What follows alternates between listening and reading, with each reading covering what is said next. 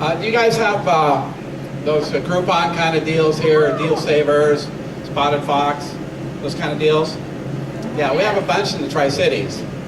And I think they bundle them together now to try to, there's so many companies running these deals that they kind of have to bundle them together to get some to offer.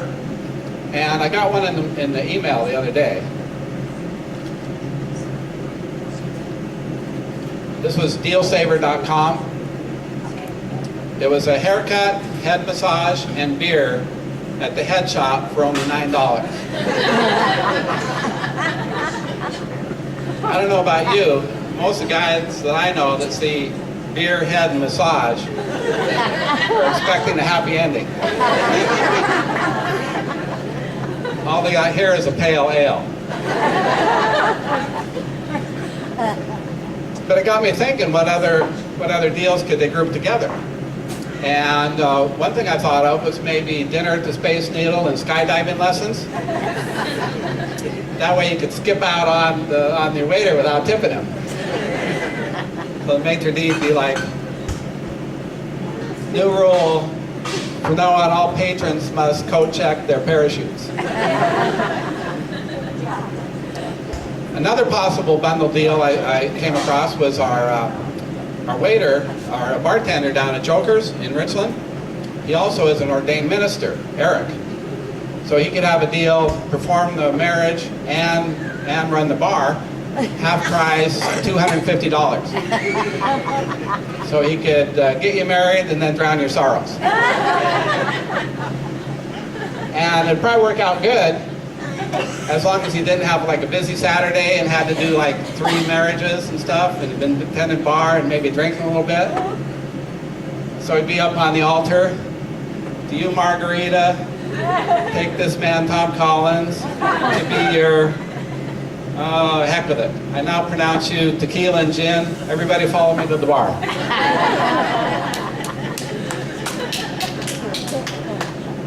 But I didn't take the head shop deal. As much as I like drinking a beer and watching strangers get haircuts, I passed on that one.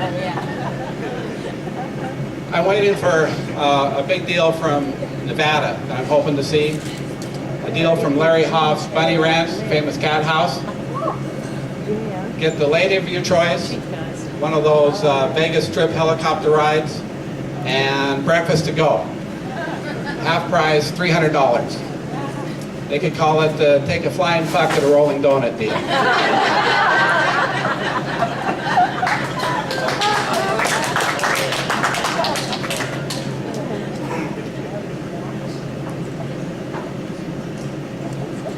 Anybody else raptured up to heaven in October besides me? Yeah, turned out that crazy old cornbone preacher was right. I didn't even see it coming. I didn't see a lot of people I knew up there. I didn't see Osama bin Laden. I don't think he was up there. I did see the 72 virgins, though.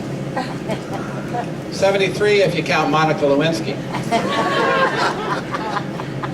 Turns out blowjobs aren't considered sexual relations after all.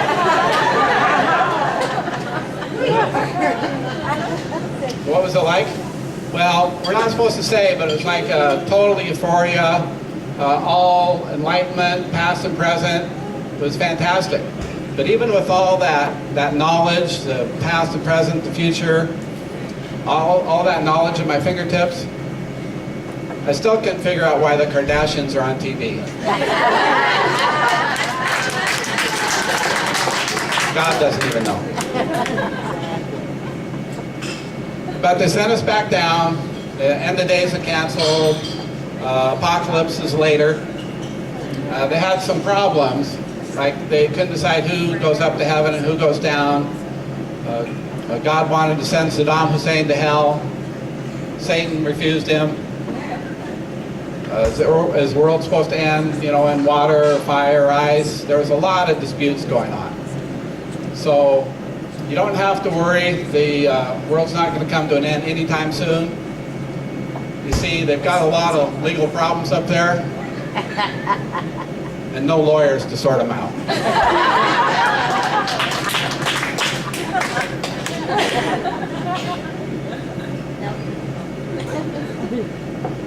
So it's political season, and I've heard this term come up a couple of times, log cabin Republicans. Anybody know what that is? Heard that term? What is that? Yeah, right. Gay Republicans, log cabin Republicans, gay Republicans, which is kind of an odd situation in itself. To me, being gay in the Republican Party is a little bit like being Jesse Jackson at a Ku Klux Klan meeting. Both sides are a little uncomfortable. But the term came about from the first Republican president, Abraham Lincoln, in the log cabins. Little known historical fact, in his second term, Lincoln planned on freeing the gays. No, that's not true. What it came from was when he was campaigning in Illinois, and a lot of times he had to go to small towns, and they only had, if you had to stay overnight, you had to stay in an inn or tavern, and they didn't have very many beds.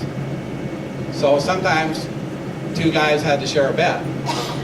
Sometimes it was 3 guys to a bed. They didn't have comfort inns. What they had was comforters and Tim. So it made you wonder if you got that, if a guy got up like that 4:30 a.m. boner and didn't know what to do with it, he could go outside to the outhouse, but it was cold and he had a warm body next to him. And Abe was considered an early riser.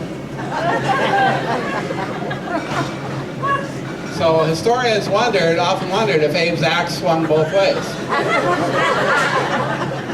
They knew he split rails, but they didn't know if he split butts. So you can see a traveler and a tavern owner talking, and the traveler's like, oh great, look who just came in. What, that's Abe, he's a great guy. Yeah, I know he's a great guy, but last time I shared a bed with him, I had to fight him off all night long. He was all over me talking about forming a more perfect union.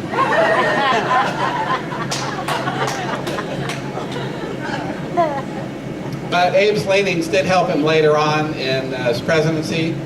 Another little known fact, but he formed the first all-gay army unit. They called themselves the Bouquet of Brothers. And they helped turn the tide on a big battle, the Battle of Gettysburg. They turned the tide when they pulled off a sneak attack on the Confederates' rear. So, little known historical facts.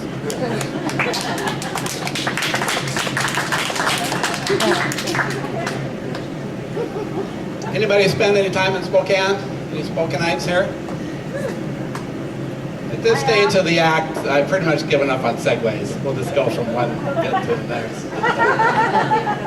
But I saw in the Spokesman Review a while back that they rounded up a ring of California prostitutes in Spokane. And the ringleader was quoted as saying that they're doing very good, they're making a lot of money because the Spokane prostitutes are so ugly. In their defense, the Spokane prostitute said, well, we may be ugly, but at least our tits are real. And we only charge $14. So what I was hoping was that maybe there'd be a trend, the California prostitutes would push the Spokane prostitutes out, and that they would go down to Pasco, and then we could have good-looking prostitutes in the Tri-Cities too. Kind of an urban beautification program. But a couple things. One, I found it odd that the guys in Spokane could even afford prostitutes. For another, that they found these Spokane prostitutes so ugly. Apparently they'd never been to North Idaho.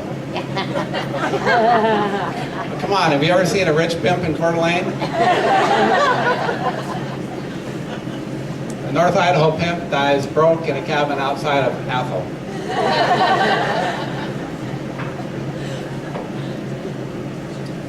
Facebook fans. Got any Facebook fans here? I know the Hurricane Lounge has a Facebook page. And a lot of businesses are doing that to build a relationship with their customers. but it may be getting out of hand. The other day we had a plumbing job, and I was looking at the Roto-Rooter invoice. On the bottom it said, follow us on Facebook. Roto-Rooter, follow us on Facebook. So you have to wonder what kind of a mom's basement dwelling unemployed loser geek follows Roto-Rooter on Facebook. But now that I'm a fan, they do post some interesting stuff. For instance, the other day they posted that they found this silver bell below the sewers of Jerusalem that had been there for 2,000 years. And they asked their fans if they'd ever lost anything of great value down the sewer or toilet. Only one fan responded. There's another one. Only one fan responded. He said when he was younger, he'd accidentally flushed his Yoda action figure down the toilet. I know, a Roto-Rooter Facebook fan and a Star Wars memorabilia collector. I never imagined such a neat guy would be a fellow Rooter. But I do feel sorry for the little Rooter watching his Yoda action figure swirl away and disappear down the toilet. But at least he learned something about the meaning of the Force.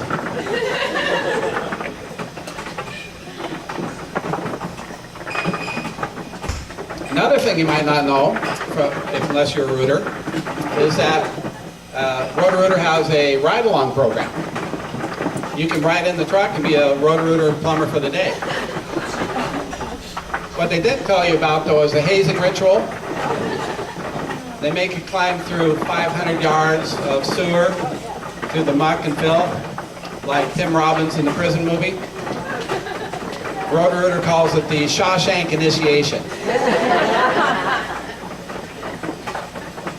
The one thing I got to do on my ride-along day, though, too, was use one of those sewer cams.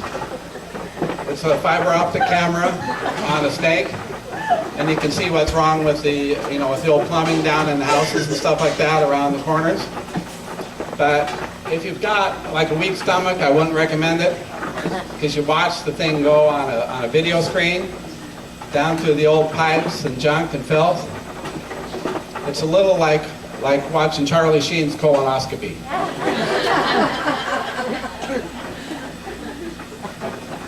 Get that image out of my head. But I did learn a lot of terms, new plumbing terms, on my ride-along day. One new term was snap-on cock hole plug. That's a little metal clip that you can use to fill a spot in a sink. Another term, a new term, was discharge head. Discharge head, that's the distance between two levels in a pump. Third term I kind of learned the hard way. My Roto-Rooter master plumber asked me to hand him a ball cock. I didn't know. I was really embarrassed when I found out it was a valve that controls the water level in the toilet. We had 3 ball cocks in the truck. Luckily, he had a snap-on cockhole plug. Otherwise, he might have had a discharge head problem.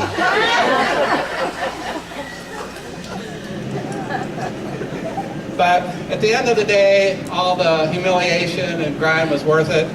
They have a touching ceremony. They take away your belt so your butt crack shows, and you're an honorary Roto-Rooter man.